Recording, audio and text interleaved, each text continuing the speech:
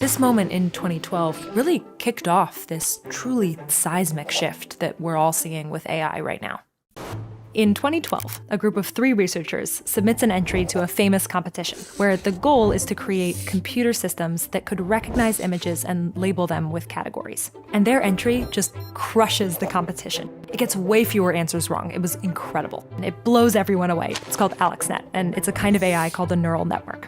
My understanding is one reason it was so good is that they used a huge amount of data to train that system. And they did it on NVIDIA GPUs.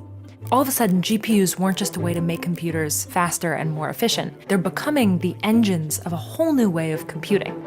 We're moving from instructing computers with step-by-step directions to training computers to learn by showing them a huge number of examples. This moment in 2012 really kicked off this truly seismic shift that we're all seeing with AI right now.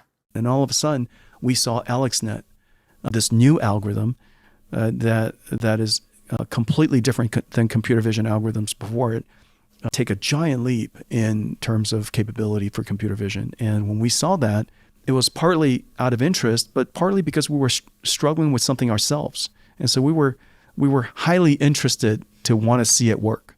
And so when we looked at AlexNet, we were inspired by that. But the big breakthrough, I would say, is when we saw AlexNet, we asked ourselves, how far can AlexNet go? If it can do this with computer vision, how far can it go? And if it could go to the limits of what we think it could go, the type of problems it could solve, what would it mean for the computer industry, and what would it mean for the computer architecture?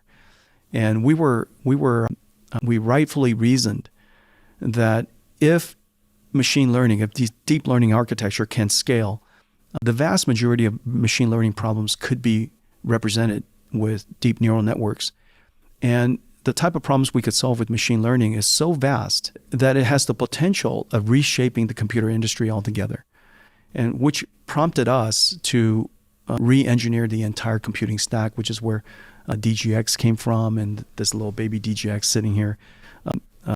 All of this came from that observation that we ought to reinvent the entire computing stack layer by layer by layer. Computers, after 65 years since IBM System 360 introduced modern general purpose computing, we've reinvented computing as we know it.